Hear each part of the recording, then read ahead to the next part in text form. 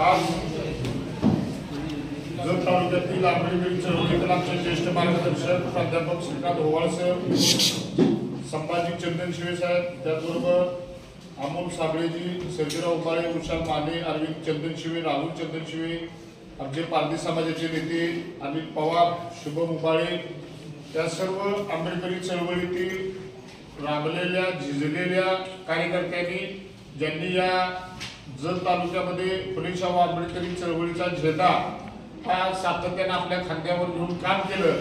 अशी सर्व मंडळी यांनी आज बहुजन समाजाचे नेते की जे सातत्याने महाराष्ट्रातील प्रस्थापित राजकारण्यांच्या छताडावर बसून गोरगरिबांना न्याय देण्याची भूमिका घेतात, त्या आमदार गोपीचंद पडळकर साहेबांच्या पाठीमागे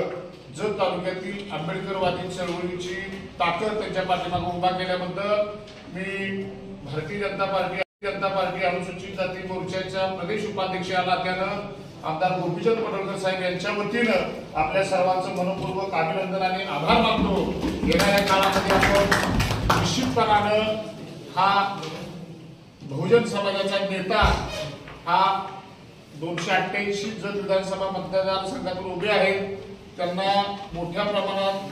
लाखोच्या मताच्या फरकाने आपण निवडून द्यावं यासाठी आंबेडकरी चळवळीतील कार्यकर्ते शेट आपल्या सर्वांच्या पुढे असतील अशा पद्धतीची भूमिका या निमित्ताने सांगतो। आपण सर्वजण या निमित्ताने सर्वांनी एकमतानं आपण पाठिंबा दिला त्याच्याबद्दल पुन्हा एकदा आपल्या सर्वांचं आभार आणि अभिनंदन करतो। जय भीम, जय लोकशाही।